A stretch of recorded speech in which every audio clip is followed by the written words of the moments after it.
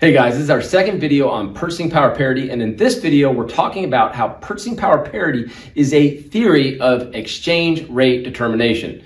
Now the first thing I want you to understand, guys, is when you hear a theory of exchange rate determination, what we're basically saying in economic language is a theory for figuring out what the nominal exchange rate is going to be. Because again, the exchange rate, when we say the term exchange rate, is the nominal exchange rate. Why is that? Because we live in a nominal world. So if anybody ever just says the exchange rate to you, they are talking about the nominal exchange rate. Same way, if anybody just says, hey, the interest rate that bank is giving on their savings account is blah, blah, blah, they're giving you the nominal interest rate. Again, we live in a nominal world. So if you just hear the term interest rate or exchange rate or even wage rate, what are they talking about? They're talking about the nominal wage rate, nominal interest rate, or nominal exchange rate. So hopefully you're not lost this early in the video. We're talking about how purchasing power parity is a theory for determining the exchange rate, the nominal exchange rate. Now, it's a theory that doesn't always hold up, but we still want to hear it, or understand it, I should say. Now, here's the deal about purchasing power parity. Purchasing power parity itself is a simple concept, okay? Purchasing power parity is the same as buying power equivalence. Basically what we're saying is, hey, we have some domestic currency, and in this video that's going to be the US dollar, and we're going to find out how many goods and services one of that domestic currency can buy. And then we're going to say, okay, now that we know how much one USD, basically US dollar, can buy in terms of goods and services, again, that's our domestic currency, how much of a foreign currency do we need to buy the same amount of goods and services? Our foreign currency in this video is going to be pesos. So we're going to say, hey, 1 USD can buy some amount of goods and services, and you need 8 pesos in Mexico to buy the same amount of goods and services. And guess what? That is your purchasing power parity exchange rate or conversion rate, okay? So that'd be 1 USD to 8 pesos. And that is our theory of exchange rate determination. What does that mean? It means that we would expect the nominal exchange rate, at least over time, to move to a 8-to-1 ratio, 8 pesos to $1. Now, at the end of this video, I'm going to tell you why purchasing power parity as a theory of exchange rate determination or nominal exchange rate determination doesn't always hold up. But I want you to understand why or how the theory works, okay? And it has to do with this concept of arbitrage. And I'm going to step you through this, okay? The theory of one price, okay?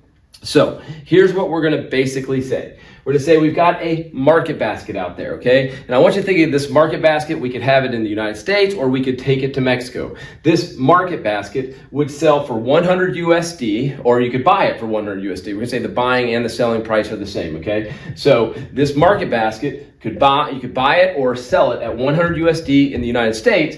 You could buy or sell it at 800 pesos in Mexico. So we're going to say that means our purchasing power parity exchange rate would be, here it is, 800 over 100. Look at the first video if you need any help with this. It's just 8-to-1. That's our purchasing power parity exchange rate. Very simple to find.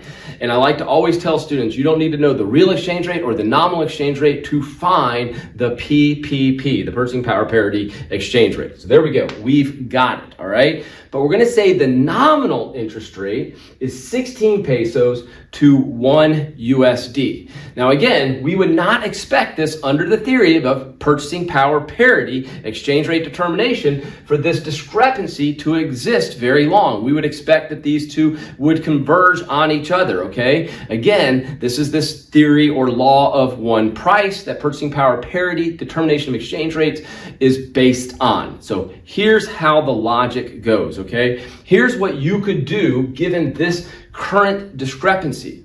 You could take 800 pesos, okay, in Mexico and buy the market basket. We've already said that. Now we're going to take the market basket over to the United States, okay? So again, we just start with 800 pesos. That's the really important thing. You've got 800 pesos, you buy the market basket for 800 pesos. Now you've got the market basket. You take the market basket from Mexico over to the United States, and you sell the market basket for, of course, 100 USD.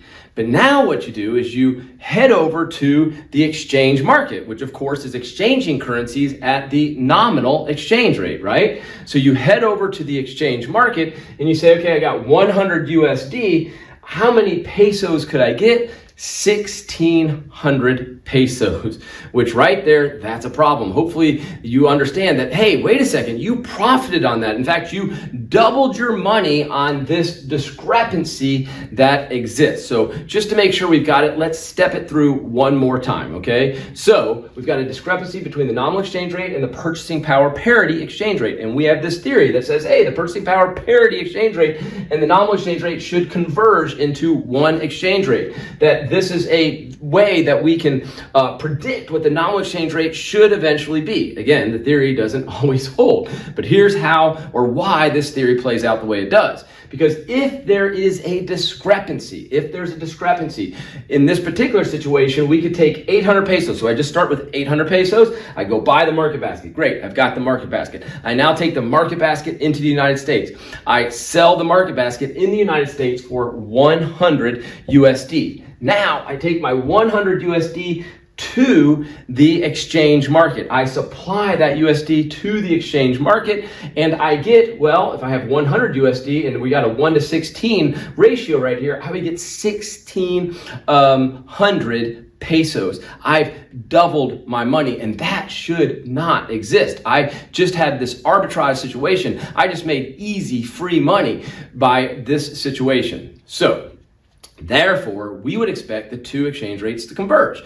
Okay, if you didn't quite understand why, here, remember what we did here. We bought a market basket in Mexico. Well, that's going to increase the price of the market basket in Mexico, okay? We sold the market basket in the United States, okay? We supplied it in the United States. That's going to decrease the price of the market basket in the United States, okay? That's going to widen the spread between not 1 to 8, now maybe, 1 to 9, 1 to 10, 1 to 11, 1 to 12. It's widening this spread right there.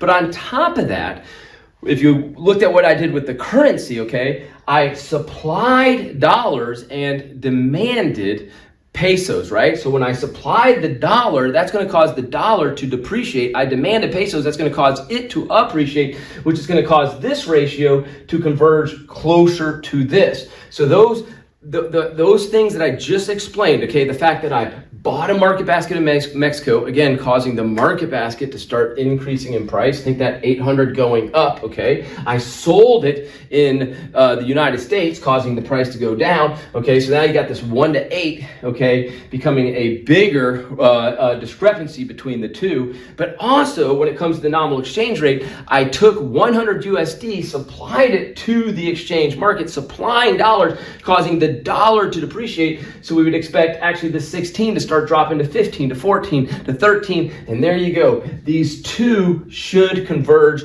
on each other, so there's not this easy arbitrage, easy profit opportunity that exists. There you go. Purchasing power parity as a theory of exchange rate, nominal exchange rate determination. These two rates should converge over time, says the theory. But they don't all the time. Sometimes this does hold decently. Okay, there has been some data out there that it holds well for. But here is the reason it doesn't hold all the time. Number one, our market basket oftentimes has services in it, right? And services like haircuts or lawn care or something like that don't travel very well at all. Why? Because oftentimes labor doesn't travel very well, and the price of labor can be very different in the two countries, okay? So many things in the market basket might not travel across country lines very well at all.